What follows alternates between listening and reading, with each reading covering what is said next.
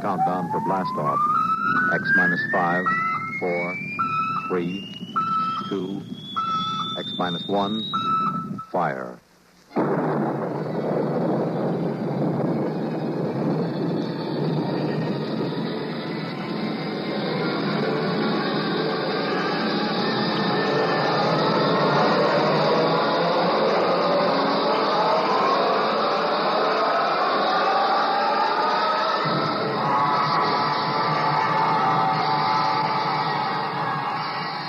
From the far horizons of the unknown come tales of new dimensions in time and space.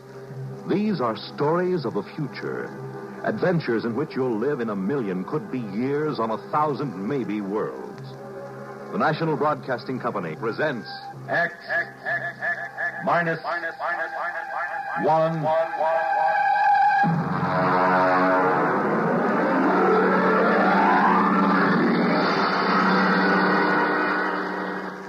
Prime Difference.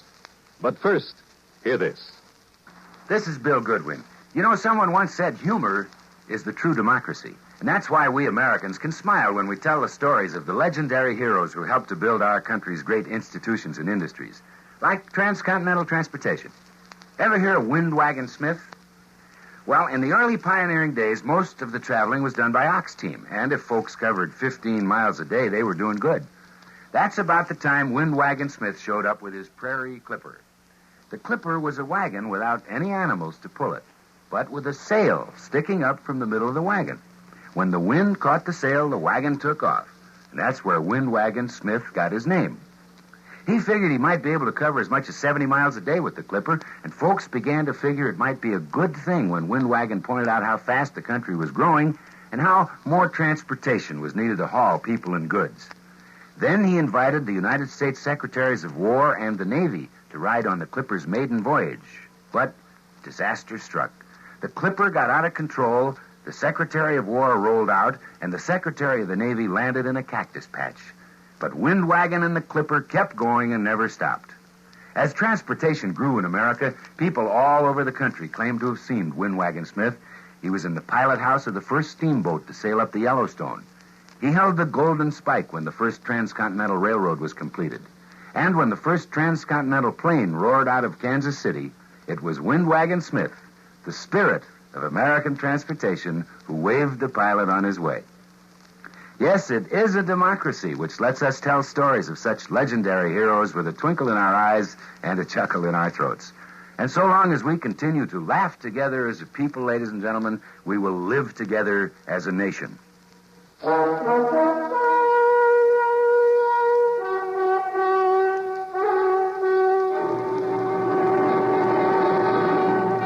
Now, X minus 1 and Prime Difference. I suppose every guy reaches a point once in his lifetime where he gets 140% fed up with his wife. Understand now, I've got nothing against marriage. Marriage is great. A good red-blooded American institution. Only it's so permanent. Especially when you're married to a woman like Marge. She was a dream to look at. Tawny hair and sulky gray eyes and a shape that could set your teeth chattering. But she had a tongue like a number 10 wood rasp and a list of grievances long enough to paper a ballroom. Why do you always upset me in the morning when I've got a headache? I'm not trying to upset Now, you. you deliberately... I'm trying to have my coffee so I can go down to the office and earn a living. A living. Go ahead. Run away. That's all you've done all our married life. Whenever there's something unpleasant to be faced, you run away. I'd even forgotten what the unpleasant something was. Well, then I'll remind you. It's your own selfish, indulgent nature. Staying out till after midnight when I was here waiting and suffering. I was working. I was at the office working. I know you were at the office, dear. I phoned, remember? Well, then what in blazes? Only you weren't working. Your breath was... listen. I fired Miss Carver. She was okay, but I fired her for you. It was her last day. We all had a couple of drinks, that's all.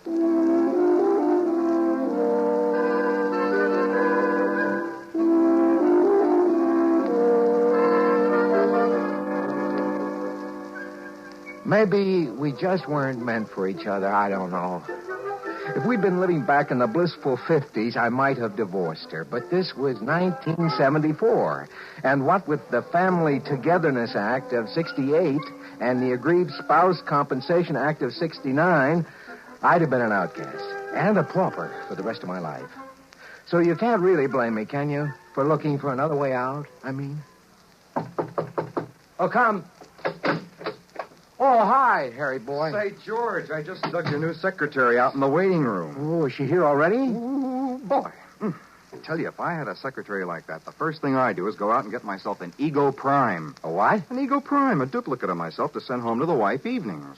You know, that's strictly against the law, Harry. So speeding, but everybody does it. Well, anyway, I wouldn't think of it. It's indecent. Oh, it's just joking, Georgie boy, just joking. Still, it's fun to think about, huh? Freedom from wife. Absolutely safe and harmless. Not even too expensive if you have the right contacts. Well, come in.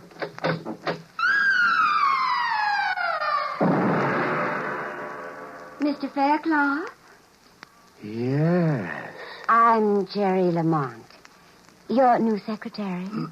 What did I tell you, Georgie boy? Harry, if you don't mind, I'd like to get right down to work with Miss Lamont. Excuse us. Why huh? not? Don't forget what we were talking about, huh, Georgie? I happen to know a fellow with just the right contacts for that deal. Yeah, sure. So long, Harry. So long. Bye, Miss Lamont. Bye. Well, glad to have you aboard, Miss Lamont. Oh, Miss Lamont is so formal. Mr. Blickendorf called me Jerry when I worked for him. Oh, Hank Blickendorf? Mm-hmm. Oh, you must be the girl he, You must have accompanied him on his business trip to Rio. Yes. Well, he spoke very highly of you. Ah. I'm sure we'll get along just fine. Well, I feel the same way. I prefer working for a younger man than Mr. Blickendorf, anyway. When I came home to dinner that night, Marge was waiting with a full barrage. She let me get my first bite of dinner halfway to my mouth and then opened up. Well, I hear you got a new secretary today. Yeah. I also hear she's 5'8" and tapes out at 38, 25, 36, and likes men. That's quite a spy system you've got there. She isn't much of a secretary either. She's a perfectly good secretary. Well, that isn't what Molly Blickendorf said. I don't care what Molly Blickendorf said. Now, where are you going? I have to make a business call. I forgot. Well, I suppose it would be too much to expect you to do your work at the office with that Miss...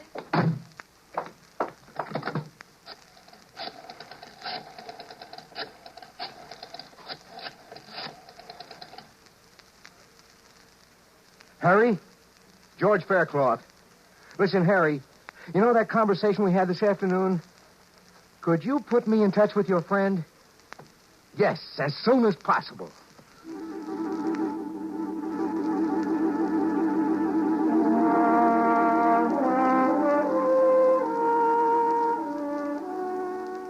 The following evening, I found myself at the door of a dingy office in an ancient warehouse up near 14th Street. A little rodent of a man answered. Yes, brother? I'm George Faircloth. Harry sent me. Oh, yes.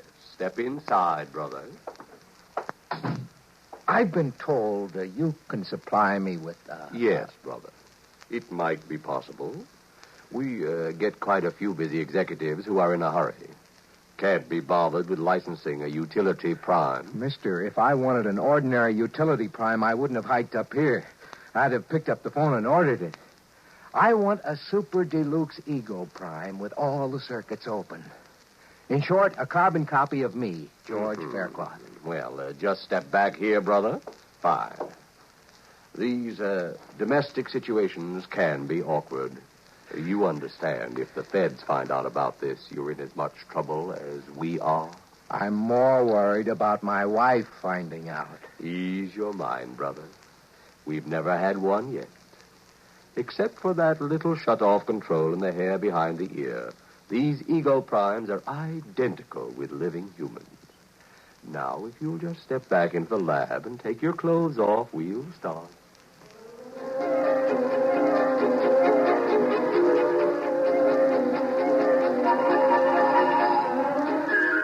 I spent a busy 2 hours under the NP microprobes. The artists worked outside, taking casts and impressions, while the technicians worked inside, feeding all my brain patterns into a Hunyadi pantograph. I came out of it pretty woozy, but a shot of Happy O fixed that.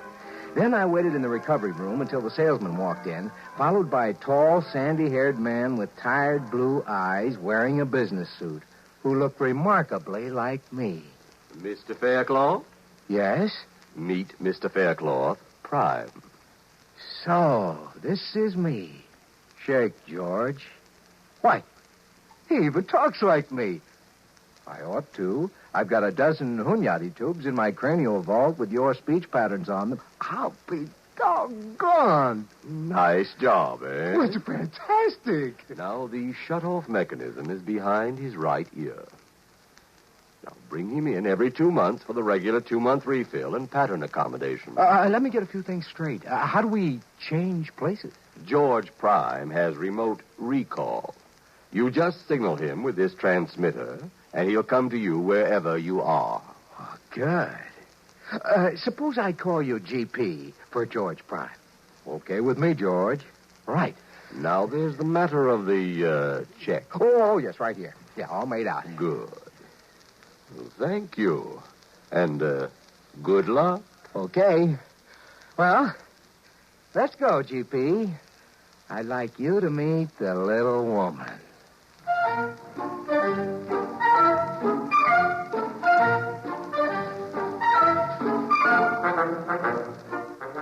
Half an hour later, George Prime put my pipe in his mouth and walked into the house. I stayed out in my workshop in the garage and listened. 5 minutes later, they were fighting. It sounded so familiar, I laughed out loud. Then I caught a cab and headed uptown toward Jerry's place. We had quite an evening, and I rolled in just as George Prime was starting the car, business suit and briefcase, ready for work. I slipped into the garage. Hey, hold it. Oh, you're back. How'd it go, huh? Whew. Boy, you didn't tell me you were married to a female Bengal tiger. Well, she didn't suspect it, she? Oh, of course not. Well, what'd you do? Well, fought till about 1 a.m., then went to our respective corners and sulked. You think you can handle it? Listen, she's really a sweet girl underneath. Now, I'll be so attentive and sweet, she'll soften up. You wait and see. Well, don't overdo it. She is my wife, you know. Naturally. Now, you're sure you understand the recall signal?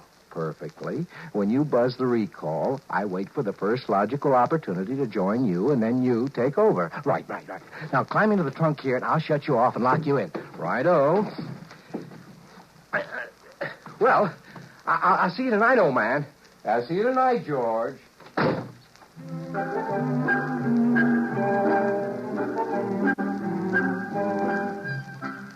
I could go on at some length about my exploits, but I won't. In the end, it was like buying a 3-dimension TV set. After a week or two, the novelty starts to wear off. Well, I got it down to where Tuesday and Thursday nights I was informally out while formally in. The rest of the time, George Prime was in the box.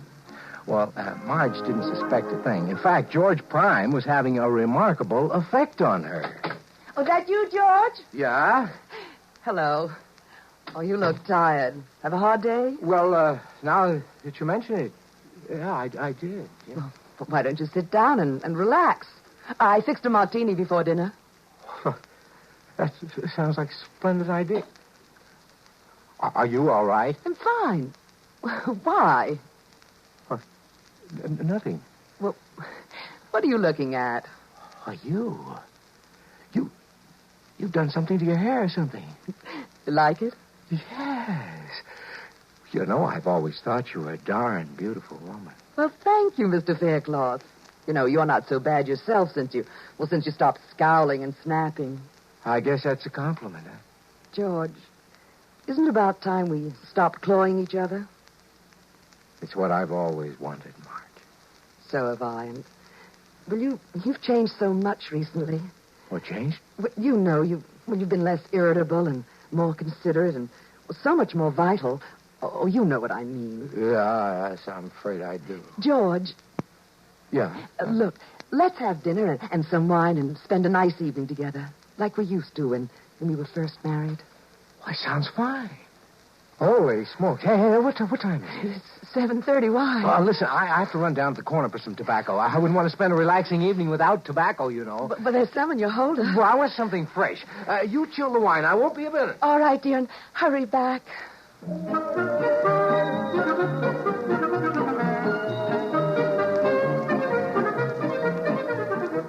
I'd forgotten all about my date with Jerry. Actually, I didn't want to keep it. The idea of spending a quiet evening with Marge was really appealing for a change. But I had to run over and explain to Jerry, so I sent George Prime in to keep Marge company till I got back, which was about midnight. As I walked down the path, I looked in the window. George Prime was there, and he was kissing my wife the way I hadn't kissed her in years, and she wasn't exactly fighting him off either. I almost wore off my thumb on that recall button before he came out to the garage. Are you there, George? It's me, GP. Well, it's about time. I'm sorry, old man. Sorry. Look, I saw what was going on in there. Well, you know, old bean, I am a Super Deluxe model. I should say you are. First thing tomorrow, big boy, I'm taking you in to have your circuits rewired. Look, aren't you being a little overly jealous? No, I mean for a man who wanted to get rid of his wife. I never said that. Well, I could never understand it personally. Listen. She's the one who's going to be suspicious if I don't get back there. Now, you give me that dressing gown and you get back in that box. Tomorrow morning, back to the factory.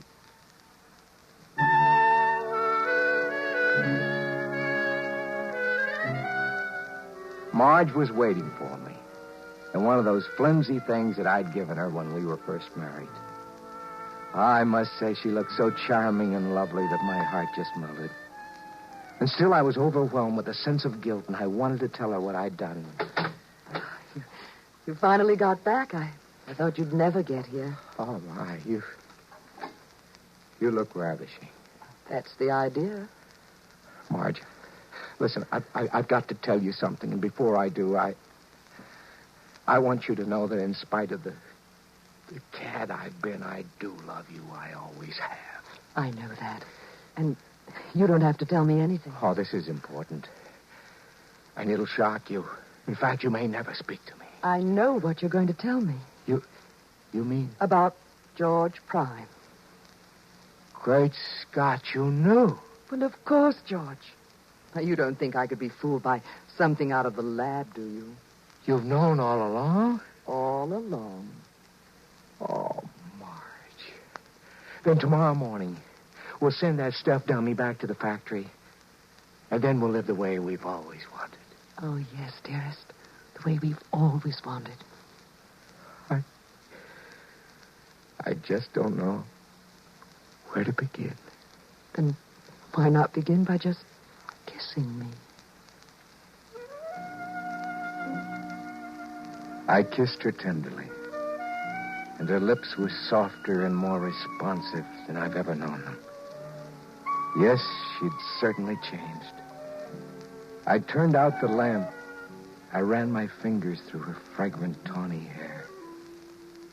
My thumb stopped at a little depression behind her ear. And then suddenly, I knew what had happened. It was a turn-off switch, of course. And I, George Faircloth, was now married to Marge Prime.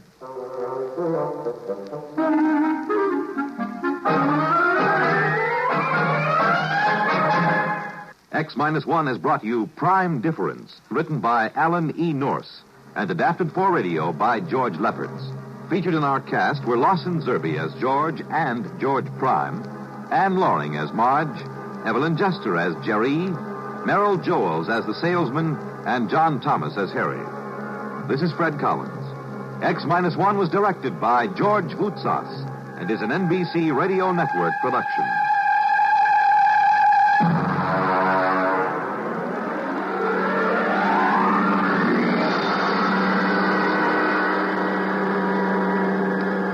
We pause now for station identification.